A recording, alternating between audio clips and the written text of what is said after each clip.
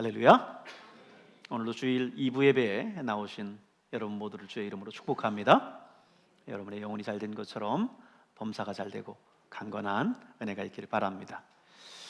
어제는 우리 민족의 고유 명절인 설날이었죠. 여러분 어떻게 설날 잘 세셨습니까?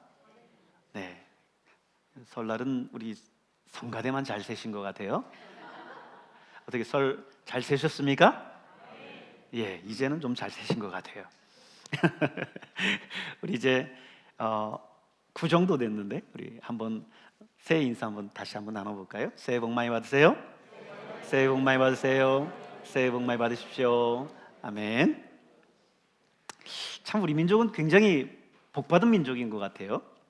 신정에도 새해 복 많이 받으라고 인사하고, 구정에도 또 새해 복 많이 받으라고 인사하고. 이런 데가 있을까요? 우리나라가 이렇게 하나님 앞에 이렇게 복받는 이유도 바로 그런 이유 가운데 하나가 되지 않을까 싶기도 해요. 여러분 설 연휴 이렇게 되다 보면 많은 분들이 이제 고향을 찾아서 떠나시죠. 우리 교회도 이제 고향을 찾아 떠나신 분들도 있고, 또 어떤 분은 또 고향에 계신 부모님 찾아서 오신 분도 있고 할 텐데, 오신 분들은 명절 세시러 오시느라 고생 많으셨고요. 또 가신 분들은 또 안전하게 잘 다녀올 수 있기를 여러분 같이 기도해 주시기를 바랍니다. 저도 고향이 논산이다 보니까요, 예전엔 명절 새로 갈 때쯤이면요 차에 중무장을 하고 갔습니다.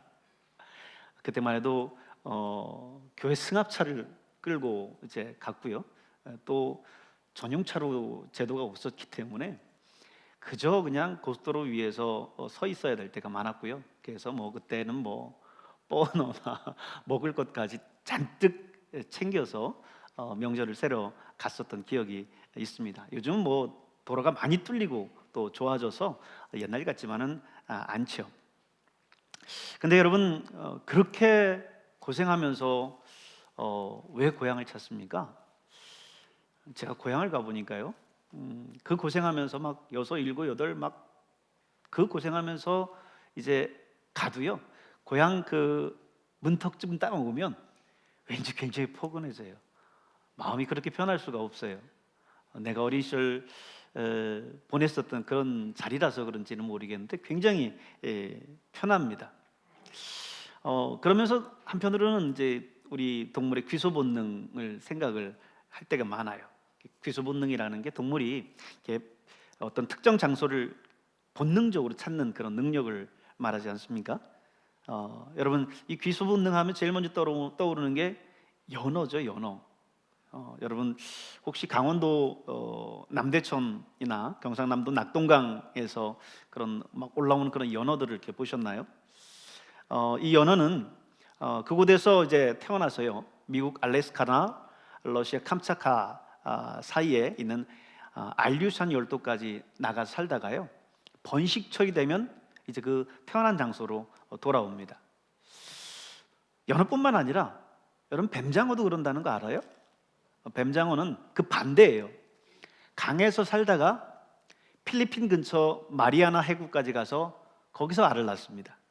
그리고 다시 강으로 돌아오는 거예요. 그걸 1991년도에 밝혀냈습니다.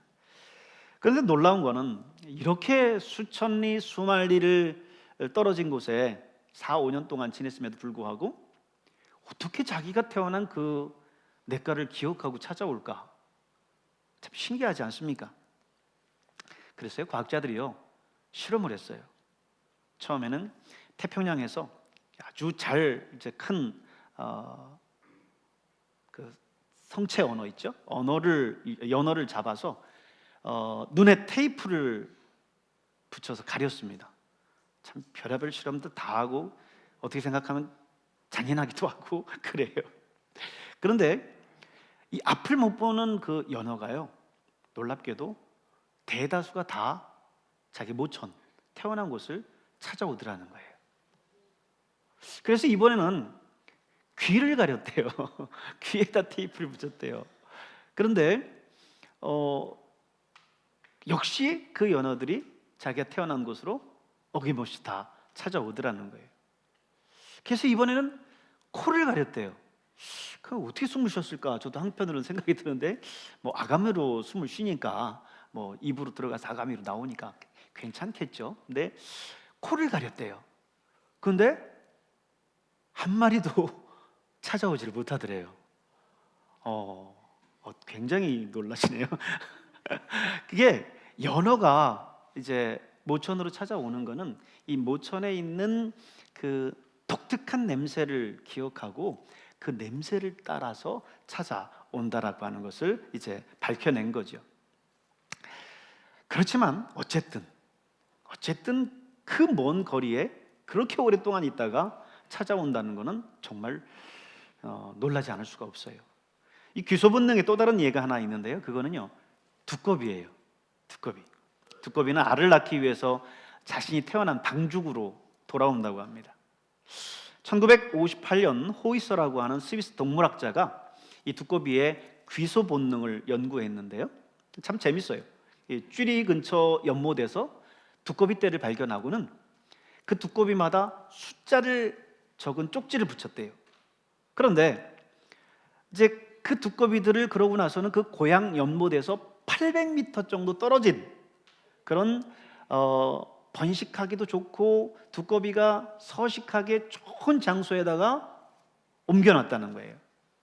그런데 이 두꺼비는요, 대다수가 본능적인 감각을 가지고 원래 있었던 연못으로 돌아오더라는 겁니다.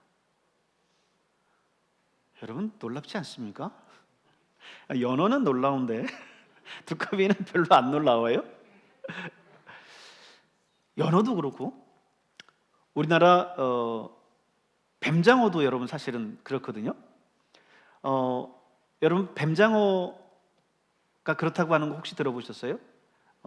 뱀장어는 거꾸로 그 필리핀 아까 말했듯이 해구에서 거기서 알을 낳고 다시 돌아온다는 거죠. 연어나 뱀장어나 두꺼비나 이렇게 고향으로 돌아오는 거, 이거는 본능 때문이에요. 참 신기하고 놀랍습니다. 어떤 분 그런 얘기 할 거예요. 목사님, 강아지, 개도 그래요. 이렇게 이야기하실 수도 있을 것 같아요. 그런데요, 진돗개 품평회에서 챔피언에 오른 진돗개가 있는데요. 그 진돗개를 한 12km 떨어진 곳에다가 이제 풀어놨다는 거예요. 근데 이 진돗개는요, 닷새가 넘도록 자기 집을 찾아오지 못하더래요. 여러분이 알고 있는 것과 좀 다르죠? 그래서 사람들을 풀어서 부랴부랴 그 진돗개 잃어버릴까봐 부랴부랴 다시 찾아왔다는 거예요. 근데 이제 여러분이 기억하는 것처럼 정반대의 이야기도 물론 있어요. 금손이라고 하는 진돗개가 있었는데, 이 진돗개가 실종된 지 한 1개월, 한 달 정도 지났는데요, 피범벅이 된 채로 돌아왔대요. 이 돌아온 금순이는 머리에 피와 고름이 낭자하고 또 백가죽이 벗겨진 상태였고요. 수의사가 진단하기를 도저히 살 수 없을 것 같다, 이렇게 진단을 했다고 합니다. 이런 때 조르시면요, 나중에 설교 끝나고 나서 금순이라는 애가 머리에 피범벅이 됐대, 이런 얘기를 할 거예요. 사람 아닙니다. 개에 대한 얘기예요. 그런데 여러분 보세요. 같은 진돗개인데요, 어떤 진돗개? 진돗개 품종 중에서 정말 좋은 품종 챔피언에 올랐었던 이 진돗개는 자기 집을 찾아 돌아오지 못하고요, 또 별 품종도 그렇게 좋지 않은 이 금순이라고 하는 이 진돗개는 한 달이 지났는데도 불구하고 그렇게 집으로 고생하면서 찾아왔어요. 도대체 뭐가 차이가 있었을까? 그 원인을 조사해 봤는데요, 이 금순이는 처음부터 태어날 때부터 이제 어렸을 적부터 마치 거의 한 집안 식구처럼 그 주인이 그 강아지를 길렀다는 거예요. 끔찍하게 사랑하면서 키웠다는 겁니다. 근데 반대로 이 챔피언에 오른 이 진돗개는요, 품종은 순종인데 그 주인이 어떤 사람이었느냐면 전문 개장수였대요. 그래서 철망 속에 가둬놓고요, 수시로 교미를 시켜서 새끼를 팔아치우는 게 이 주인의 하는 일이었다고 합니다. 그러니 당연히 주인에 대한 어떤 사랑의 기억들이 있을 리가 없겠죠. 우리는 여기서 깊이 한번 생각해 볼 필요가 있을 것 같아요. 우리가 설 명절을 맞아서 몇 시간씩 그 고생을 하면서 고향에 내려가는 이유가 뭡니까? 그거는 그냥 단순히 동물의 귀소 본능 이것에만 이야기하기보다는 정말 거기에 사랑이 있고 정이 있고 행복이 있고 추억이 있기 때문에 그렇지 않을까요? 여러분의 어린 시절의 그 추억이 있기 때문에 고향으로 여러분이 그렇게 내려가는 거죠.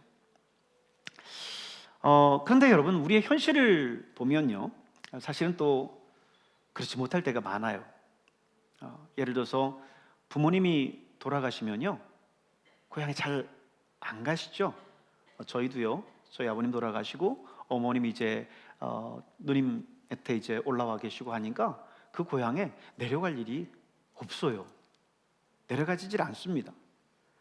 또 고향에 정말 불편한 사람이 있다든지, 정말 왼수 같은 사람이 있다든지, 그렇다고 한다면 고향에 안 가겠죠. 아무리 고향이라 할지라도. 또 고향에 가야 되는데 너무 멀어, 돈이 너무 많이 들어 라고 한다면 사실 그 명절세는 그 비용 때문에 고향에 못 내려가는 사람들도 사실 있잖아요. 그렇기 때문에 고향을 간다는 것은 사실은 뭐 본능도 본능이겠지만 이유가 있어야 고향에 내려가는 겁니다. 사람이 고향을 찾는 것은 그런 귀소 본능이 아니라 그럴 만한 이유가 있기 때문이라는 거죠. 여러분, 성경에 보면 돌아온 탕자의 이야기를 잘 아시죠? 둘째 아들이 아버지로부터 유산을 미리 물려받았어요. 보통 유산이라는 게 뭐죠? 아버지가 돌아가시면 받는 게 유산인데, 아버지 돌아가시기 전에 아버지 빨리 죽으라고 하는 얘기지 유산 빨리 내놓으라는 거죠. 그리고 그 유산을 받아가지고 나가서 그냥 허랑방탕하게 살아가다가 그냥 술로 기생의 치마폭에 다 이 모든 것들을 탕진해 버렸어요. 그리고 이제 정말 알거지가 돼서 어디 오갈 데 없으니까 아버지 집을 생각한 거예요. 그리고 내 아버지 집에 돌아가야 되겠다, 이렇게 생각을 한 겁니다. 여러분, 염치가지 어떻게 그 돈 미리 다 받아갖고 그 탕진하고 아버지한테 돌아갈 생각을 다 합니까? 그런데 그럼에도 불구하고 이 탕자가 아버지께로 가겠다라고 다짐한 이유는 뭘까요? 내가 가면 다른 사람은 몰라도 내 아버지는 나를 받아주실 거다, 아버지는 나를 그토록 사랑한다 라고 하는 그 확신이 있었기 때문에 이 탕자가 아버지 집을 찾아서 떠난 겁니다. 여러분, 바로 그런 거죠. 사랑이 있기 때문에, 행복이 있기 때문에, 추억이 있기 때문에, 정이 있기 때문에 우리가 그 고향을 찾게 되는 거예요. 사실 정말 특별한 케이스 아니라고 한다면, 정말 일반적인 가정이라고 한다면 부모님이 살아계시다라고 하는 그 이유 하나만으로 우리는 고향을 찾을 만한 충분한 이유가 됩니다. 그런데요, 사실 놀랍게도 많은 사람들이 고향에 가기를 꺼려요. 가지 않으려고 합니다. 그게 참 불편한 현실이죠. 이거는 고향에 가면 부엌대기 신세를 면하지 못한다라고 하는 그 며느리 신세 때문도 아니에요. 직장을 잡지 못해서, 경제적으로 어려워서, 결혼 못한 골드미스여서, 시집가라는 말 듣기 싫어서, 그것만은 아니에요. 왜냐하면 사실 우리의 고향집, 가족이 가만히 현실적으로 보면 그렇게 또 낭만적이지만은 않다라는 거 하는 거죠. 그냥 설날이면 의례 기쁜 마음으로 돌아가는 고향이다, 이렇게 말할 수 없다는 말입니다. 사실 오늘의 현실을 보면 거기에 동감할 수 있어요. 지난 17일 대구 달서경찰서에 따르면요, 이날 달서구 한 아파트에서요, 치매인 80대 부친을 돌보던 50대 아들이요, 아버지를 살해하고 극단적인 선택을 한 것으로 추정되는 한 사건이 발생했습니다. 또 지난해 10월에는 역시 대구 남구에서 1급 뇌병변 장애를 앓고 있는 30대 아들이 있는데 그 아들을 40년간이나 60대 아버지가 돌봤어요. 이 아이를 돌보기 위해서 직장도 그만두고 식사, 목욕, 모든 간병을 도맡아 했다는 거예요. 그런데 이 아버지가 아들을 살해하고는 극단적인 선택을 시도한 사건들이 또 벌어졌어요. 이 밖에도 지난해 7월에는 서울에서 사실혼 관계에 있는 70대 배우자를요 2년간 간병하다가 힘들어서 60대 남성이 이제 그 아내를 살해함으로 인해서요 징역 5년형을 받았습니다. 그런데 놀라운 건 이 배우자가 공판에서 이렇게 얘기를 했습니다. 집사람에게 용서를 빌고 싶습니다. 하지만 후회는 없습니다. 이렇게 얘기를 했대요. 참 가슴 아픈 현실이고 오늘 고령화 시대의 그런 우리 현실임을 우리는 피할 수 없습니다. 고령화 시대가 되면서 어르신들의 치매 문제가 사회적 이슈가 되고 있어요. 지금 가족들이 가정에서 치매 노인들을 돌보는 게 72%에 이른다고 해요. 이쯤 되면 즐거운 집이 아니라 괴로운 집이죠.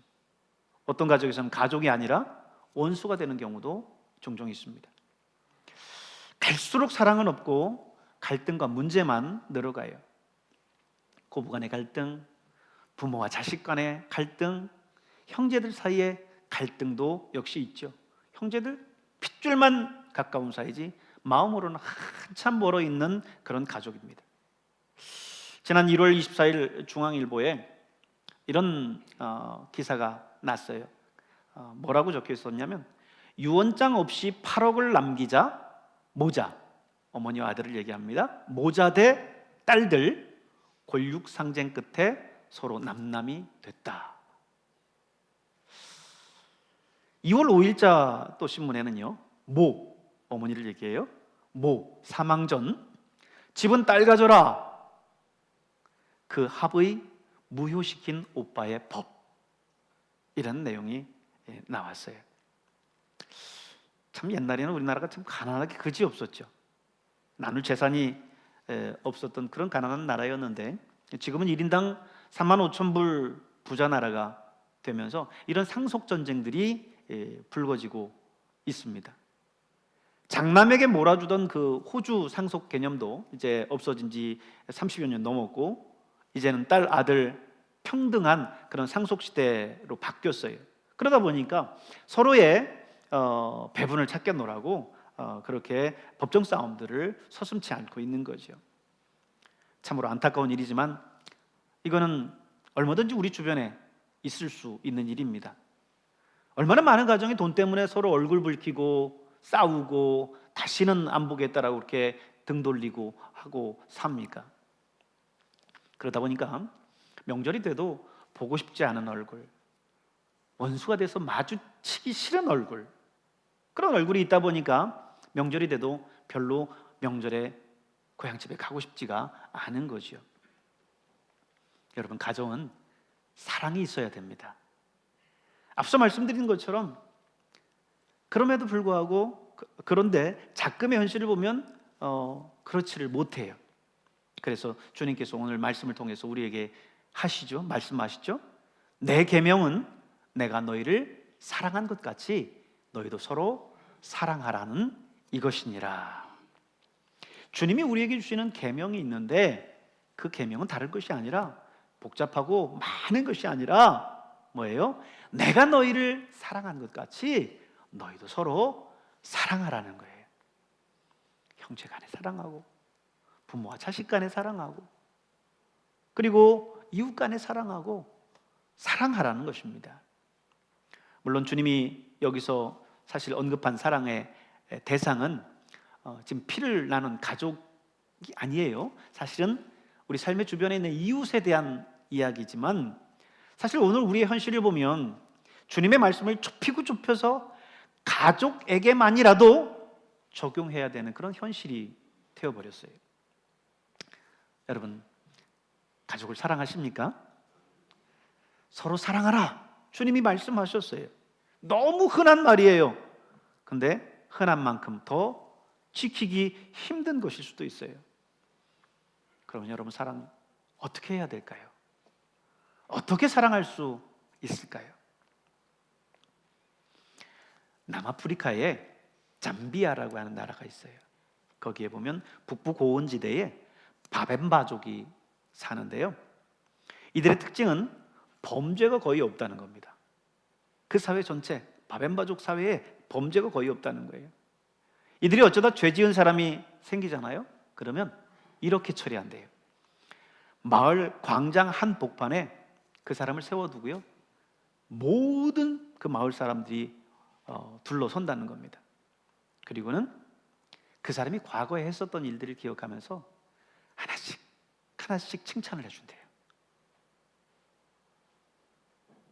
저주가 아니라, 정죄가 아니라 칭찬을 해준다는 거예요. 몇 날 며칠이고 칭찬의 말이 바닥날 때까지 그렇게 한다는 거예요. 그리고 이제 다 했다 싶으면 이제 마을 사람들이 이 사람을 위해서 축제를 벌입니다. 죄인이 이제 새 사람이 됐다 인정하고 축하하는 잔치예요. 여러분, 이러니 바벤바족의 죄가, 범죄가 일어날 수 있겠습니까? 사람을 변화시키는 것은 정죄가 아니라 칭찬입니다. 칭찬은 뭐도 춤추게 한다고요? 고래도 춤추게 한다는 거예요. 고래도 춤추게 하는데 여러분, 정말 인격이 있는, 지능이 있는 사람이 변화되지 않겠습니까? 그의 생각나는 장점, 생각나는 미담, 이런 것들 하나하나 다 드러내면서 그를 칭찬해 보시길 바랍니다. 세무업계의 감사전도사라고 알려져 있는 박점식 회장님의 이야기예요. 이분은 천지세무법인의 회장이신데요, 고등학교 졸업을 하고 구로공단 직공으로 직장 생활을 출발했습니다. 주경야독으로 열심히 공부해서 세무사 시험에 합격을 했어요. 그리고는 천지세무법인을 창업해서 연매출 70억 원 규모로 키웠어요. 게다가 1억 원 이상을 기부한 사람들의 모임인 아너소사이티의 회원이 되셨습니다. 근데 그분이 이런 책을 하나 썼어요. 어머니라고 하는 에세이집인데요, 거기에 부제로 뭐라고 적혀 있느냐면 붙이지 못한 1000통의 감사편지, 이렇게 부제가 되어 있어요.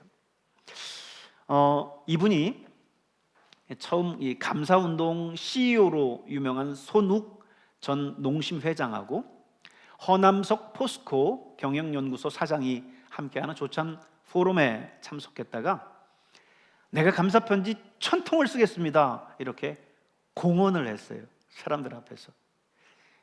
뭔가 실천하려면 소문부터 내고 보는 이분만의 약속 실천법이에요. 얘기를 해놓으면 사람들이 나를 지켜볼 거 아니에요. 그리고 또 물어볼 거 아닙니까? 그래서 본인이 이제 하게끔 하는, 스스로에게 동기부여하는 그런 방법을 그분이 이제 사용하시는 거죠. 그렇게 시작한 어머니를 향한 감사편지가 700통쯤 됐을 때요, 치매를 앓았었던 어머니가 세상을 떠났습니다. 써놓은 700통을 어머니 무덤에 함께 묻었어요. 그리고 그 이후에 300통을 더 써서 그것을 모아서 이 에세이집을 낸 거예요. 그가 처음 이 감사 전도사가 된 거는 매일 5가지씩 감사하는 일을 적으면 3주 만에 뇌가 긍정적으로 변한다라고 하는 글을 읽고 나서부터라고 합니다. 여러분, 매일 5가지씩 감사한 일들을 이렇게 적어보십시오. 그러면 3주 안에 여러분의 뇌가 긍정적으로 변한다는 거예요. 이분이 그 글을 읽고는 그때부터 감사운동 전도사가 됐다고 그래요. 그는 어머니가 치매에 걸린 해부터 시작해서요, 이 감사 편지를 쓰기 시작했는데요, 하루에 한두 가지씩 감사한 일들을 적기 시작했어요. 이런 내용이었습니다. 어머니, 살아계셔 주셔서 감사합니다. 어머니의 아들인 것이 감사합니다. 어머니, 정신이 혼미한 지금도 제가 누구냐 물으면 내 아들이라고 알아봐 주셔서 감사합니다. 이렇게 하나하나 적어 나갔어요. 그 감사는 곁에 있는 그의 아들에게, 그리고 그의 아내에게까지도 번져갔어요. 병원에서는 20살을 못 넘길 거라 했는데 30을 바라보는 지금까지 내 곁에 머물러주는 아들아 고맙다. 아들이 태어날 때부터 장애를 안고 태어났거든요. 자, 그 다음에 아내에 대해서는 또 이렇게 얘기합니다. 무릎 연골이 다 닳을 때까지 아들을 업고서 학교에 등교시킨 당신, 집안이 어려울 때도 불평 한마디 안 하고 묵묵히 내조해 준 당신, 정말 고맙소. 이렇게 편지를 썼어요. 여러분, 이렇게 감사한 일이 하나씩 생기고 또 그 일을 하나하나 적다 보면 내 마음에 감사가 저절로 일어나요. 그리고 이 마음이 상대방에게 그대로 전달됩니다. 그리고 이 감사는 그 상대방뿐만 아니라 감사하는 나에게 가장 유익하게 돼요. UCD라고 불리는 University of California 데이비스라고 하는 대학이 있는데요, 그 대학의 심리학 교수로 있는 로버트 에몬스라고 하는 교수님입니다. 그 교수님이 12살부터 80살, 80살 사이의 사람들을 상대로 해서 실험을 했는데요, 한 그룹에는 감사일기를 매일 또는 매주 쓰도록 했습니다. 그리고 또 다른 그룹에는 그냥 아무 사건이나 마치 일기 쓰듯이 적도록 했어요. 그런데 한 달 후 비교해 보니까 두 그룹에 있는 사람들의 모습이 현격하게 차이가 나는데요, 감사일기를 쓴 사람 중 4분의 3이 쓰지 않은 사람보다 행복지수가 훨씬 높더라는 거예요. 그리고 수면이나 일, 그리고 운동 등에 있어서도 더 좋은 성과를 내더란 겁니다. 그리고 또 하나, 다른 사람에게 더 긍정적인 영향을 끼치더라는 거예요. 여러분, 이게 얼마나 귀한 일입니까? 우리나라를 보면요, 불과 몇십 년 전만 해도 세상에서 제일 비참한 나라였었죠. 가난한 나라. 그리고 전후 6.25 전후 미래가 보이지 않는 그런 나라 아니었습니까? 그런데 온 국민이 잘 살아보세 외치면서 노력했고 지금까지 왔습니다. 그래서 지금은 선진국 대열에 들어서서 다른 세계 어느 나라보다도 잘 사는 나라가 됐어요. 그런데요, 정작 행복하다고 하는 사람들은 적습니다. 자살률도 높아지고 이혼율도 높아지고, 아니 5천년 이래 가장 풍요로운 시절을 살면서도 가장 절망과 갈등이 넘쳐나는 그 시대가 바로 오늘입니다. 여러분, 오늘 우리 시대에 필요한 것이 뭘까요? 우리 시대에 가장 필요한 게 뭘까요? 그거는 여러분 감사 바이러스입니다. 감사 바이러스예요. 우리가 코로나19 팬데믹을 겪었기 때문에 이 바이러스의 전파력을 너무나 잘 알지 않습니까? 이 바이러스는 가까이 하면 전염돼요. 그리고 그 바이러스에 걸려있는 사람들 사이에 그런 사람들이 많은 곳에 가면 전염돼요. 그렇죠? 근데 감사 바이러스도 마찬가지예요.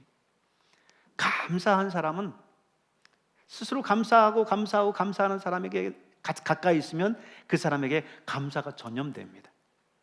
그래서 여러분, 감사한 사람, 긍정적인 사람, 그런 사람과 같이 하세요. 부정적인 사람, 매사에 불평인 사람, 원망인 사람, 그 사람하고 있으면요, 괜히 나도 우울해져요. 분명히 어제까지는 괜찮았는데 나도 그냥 별로 살아가고 싶지 않고 나도 그런 시각에서 보여요. 여러분, 그렇기 때문에 여러분은 감사 전도사가 될 수 있길 바랍니다. 감사 바이러스를 전파하는 여러분 될 수 있길 바랍니다. 여러분의 가정에, 또 여러분의 이웃에게, 또 이 우리 배감 교회에 감사의 바이러스를 여러분 전할 수 있기를 바랍니다.